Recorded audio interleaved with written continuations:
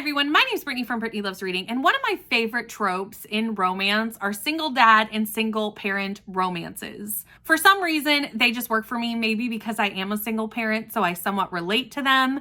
Probably that's the reason. And for the month of June, my friend Katie from I Would Rather Be Reading is doing a readathon for single dad romances. I do not think I'm going to get to participate because I am super busy with Tar and reading sci-fi books, but it made me want to see what kind of single dad romances I wanted to get to sooner rather than later.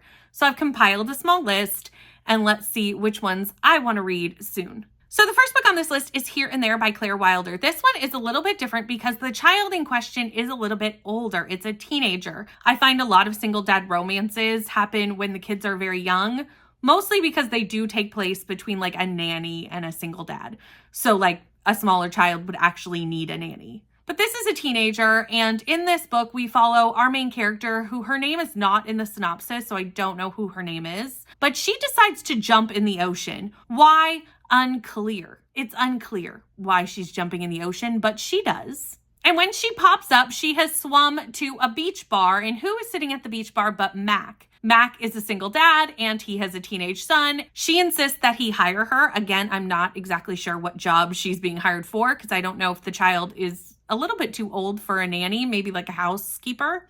Not really sure. And they start a romance, and she kind of realizes that her perfect life was perfect before, but she kind of likes the messier side of being with Mac and his child and their dog and all the things that come along with a family. The next book on my list actually got here because my friend Michelle read this a while back and said it was very, very good. And that is Happily Letter After. And this follows someone who works for a magazine, and she writes articles or is like an editor and does article writing as well for the magazine. She gets letters in where they kind of like give advice, help out people with the letters. And she actually gets a letter from Birdie. Birdie is a young child who is asking for a couple of things, and she decides to grant Birdie's wishes. While looking into Birdie, she sees Birdie's dad, who is a handsome single father. And of course, we have a single woman, a single dad, and a child, and it turns into a romance of some sort through meeting from these letters. I do kind of love single parent romances where the child does take a pretty front and center role. I learned that with Heartless recently. I like seeing the new person come into the child's life and actually build a relationship with the child outside of the relationship.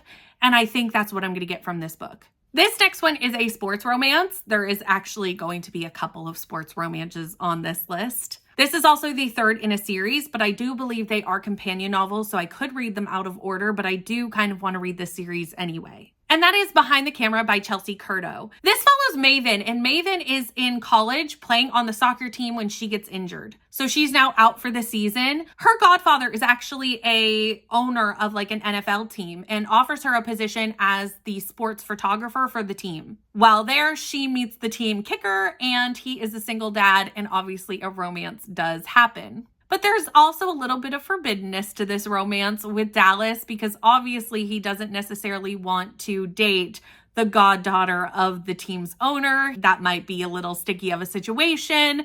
So we have them trying to overcome that as well. This next one fits a couple of different tropes that I really do like because it is a baking/restaurant romance along with the single dad trope. And that is Falling for the Chef Next Door by Sherry Blake. This follows a bakery owner who works next to a restaurant, and the chef and the bakery owner get together. Our chef is our male protagonist, our bakery owner is our female protagonist, and our chef has a little son. However, they start trying to help each other with the business side of things with some publicity, and people start to assume that they are married, and it has a fake dating type trope as well. So there's a lot of great things happening in this book, and I'm very excited about it. Next, we have another sports romance, Hail by Anastasia White. This is a soccer romance following a professional soccer player, Hail, and his nanny, Piper. Hale has just moved back to the United States after playing in Europe for a very long time and needs a nanny for his daughter, Story. Piper has dropped out of college because her sister is having a sort of medical crisis and she needs a job to help pay the medical bills. She takes the job, and it is a single dad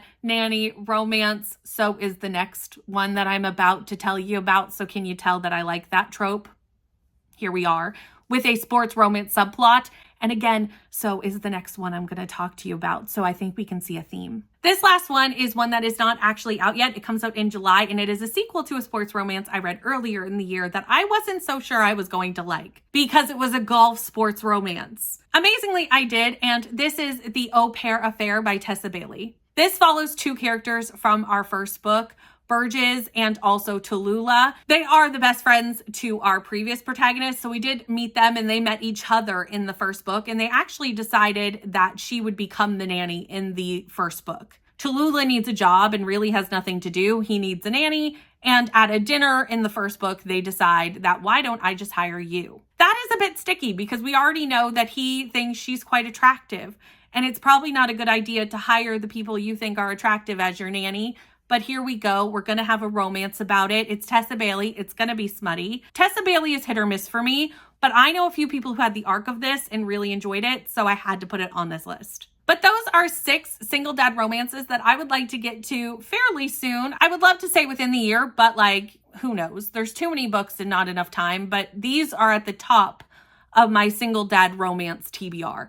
And I hope maybe some of them sounded good to you too. If you got to the end of the video and have nothing to say to me, but would like to chat in the comments, leave some sort of sports ball, sports equipment, something sports, as most of these are sports romances somehow attached to them. Thank you so much for watching. Please like, comment, and subscribe, and I'll see you in the next one. Bye.